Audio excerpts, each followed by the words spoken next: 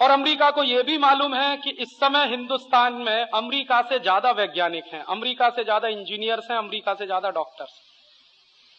शायद दुनिया में हमसे ज्यादा वैज्ञानिक एक ही देश में है, वो चीन, या हमसे ज्यादा इंजीनियर एक ही देश में है, वो चीन। उसके बाद दूसरा नंबर भारत का ही। हमारे देश में जो ए कैटेगरी के साइंटिस्ट हैं उनकी संख्या 60,000 से ज्यादा है इस समय। अमेरिका में इसी कैटेगरी के साइंटिस्ट की संख्या 12-13 हजार के आसपास। और हमारे यहां जो अच्छे साइंटिस्ट हैं, जो उच्च क्वालिटी के साइंटिस्ट हैं, उनकी संख्या तो ये है 60,000 से आगे। लेकिन इसके अलावा हमारे यहां कुछ ऐसे भी दिमाग हैं जो बहुत ही टेक्निकल एक्सपर्टाइज वाले हैं। अमेरिका उनसे और ज्यादा परेशान है। माने हिंदुस्तानियों में कुछ ऐसे दिमाग हैं जिनको आप एक बार कोई मशीन खोल कर दिखा दो और वो मशीन फिर आपको वो बेच देंगे बना के। ऐसा बहुत दिमाग है इसका।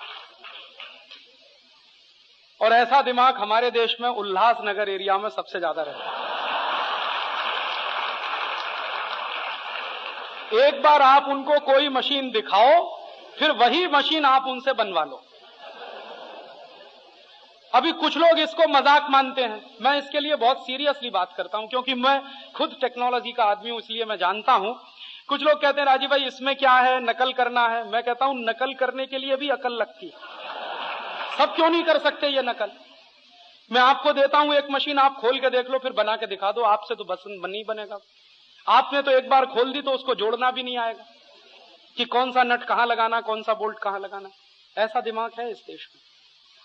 एक तो ये उल्लासनगर के एरिया में बहुत ऐसा दिमाग है, पंजाब के इलाके में, लुधियाना के आसपास, जलंधर के आसपास ऐसा बहुत दिमाग है। ऐसा ही गुजरात में, सौराष्ट्र के इलाके में ऐसा बहुत दिमाग। एक बार मैं अभी खुद देख के आया मेरी आंखों से, एक बहुत बड़ी कंपनी है, उसका नाम है अजंता क्लॉक, 100% स्वदेशी कंपनी है। तो मैं गया उसको देखने मोरबी में।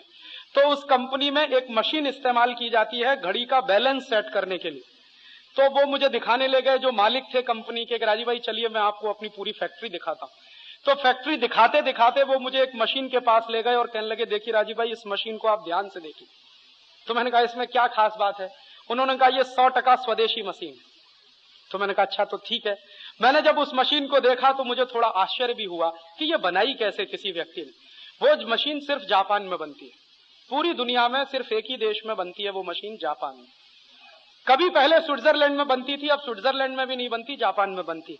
तो जो मशीन दुनिया में सिर्फ जापान नाम के देश में बनती है और 60-70 लाख रुपए में आती है, वो मशीन एक राजकोट के मैकेनिक ने बनाई। तो मैंने उनको पूछा कि वो आदमी को जरा मिलवाइए। तो उन्होंने कहा अभी तो वो है नहीं, बाहर गया है, बाद में आप कभी मिलिए। मैंने उनसे पूछा कि ये मशीन का खर्च कितना आया बनाने का। उन्होंने कहा राजू भाई आप विश्वास नहीं करेंगे, मात्र 90,000 रुपए का खर्च आया। वो उस आदमी ने बनाई जो मशीन अभी तक सिर्फ जापान में बनती है। घड़ी बनाने जैसे सेंसिटिव काम में लगती है। आप जानते हैं कि रिस्ट वॉच बनाना और ये जो क्लॉक बनाना ये बहुत सेंसिटिव काम है।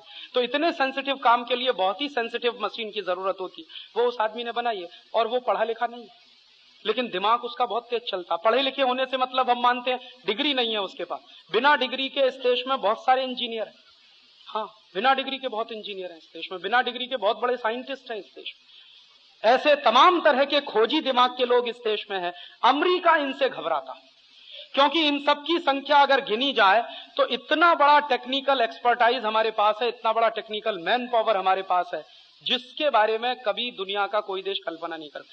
ये तो हमारे देश के नेताओं की बेवकूफ भरी नीतियां हैं, जिसके चलते हमारे देश में ये जो टेक्निकल माइंड क्लास है इसका कोई बहुत प्रमोशन नहीं होता या इसको समाज में इज्जत नहीं मिलती। अन्यथा तो हिंदुस्तान को असली तकनीकी देने वाला क्लास यही है।